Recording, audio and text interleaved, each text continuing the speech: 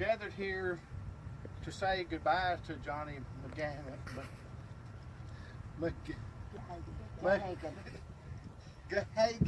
I am sorry. I've always had trouble with that name, Gahagan. I have tried several times to get it out right, and then I got it out right a while ago, and then I got it wrong just now. Of course I would. But more than saying goodbye, we're here to celebrate a life well lived. And that's what I want you to focus on is a life that has been very well lived.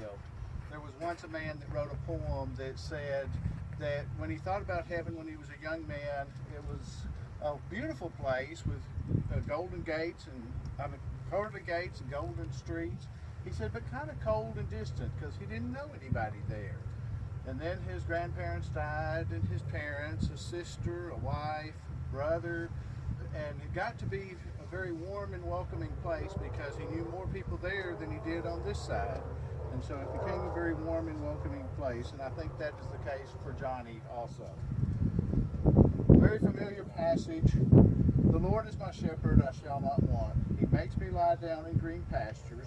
He leads me beside still waters. He restores my soul. He leads me in the paths of righteousness for his name's sake. Even though I walk through the valley of the shadow of death, I fear no evil. For thou art with me, thy rod and thy staff, they comfort me. Thou preparest a table before me in the presence of my enemies. Thou anointest my head with oil. My cup overflows. Surely goodness and mercy shall follow me all the days of my life, and I shall dwell in the house of the Lord forever. Two things that I want to point out of that passage that you probably already know is that there's a promise of a comforter to be with us. It's when we're walking in the valley of the shadow, and that's where this family is walking right now, is in that valley. And God is there to comfort you and to be with you.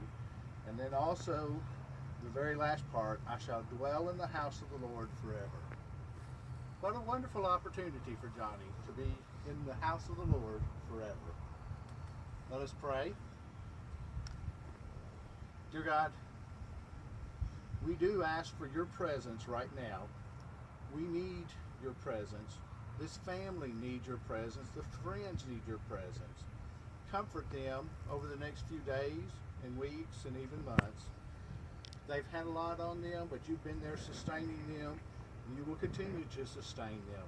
Bless them, help them, hold them in your hand. And we do celebrate that Johnny lived his life like he did, shared his love like he did, but when we celebrate his life, but we do turn him over to you forevermore. In Christ's name I pray. Amen. Thank you, Pastor. Ladies and gentlemen, my name is Master Sergeant Wayne Wolf, United States Air Force retired. Loved ones, I'll explain the military eulogy for this evening. Members of the East Tennessee Veterans Honor Guard and the active duty members of the Tennessee National Guard wish to express their condolences for you at this time. We also wish to thank you for inviting us here today to celebrate Johnny's life. The meaning of the service that we're doing today.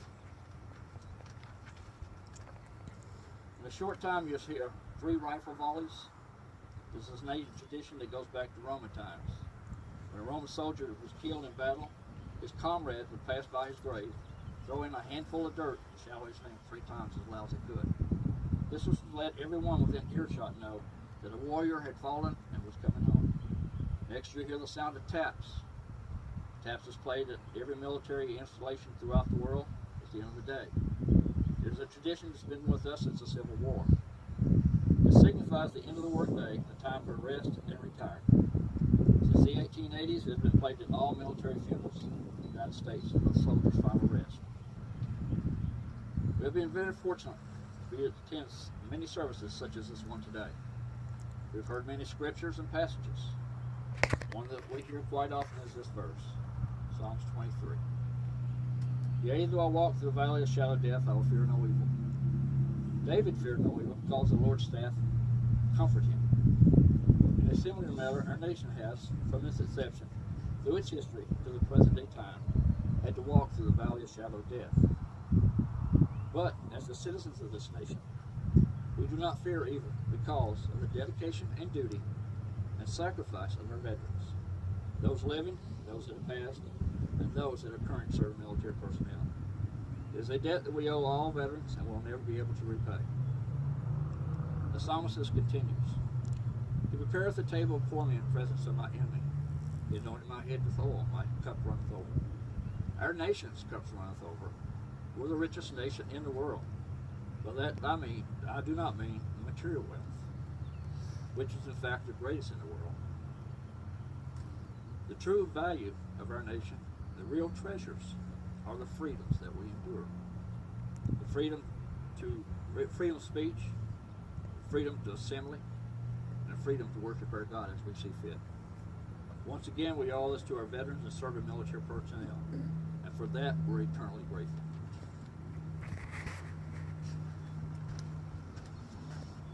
Rest easy, Johnny. The line is hell, your duty is done. May you rest in the Lord forever.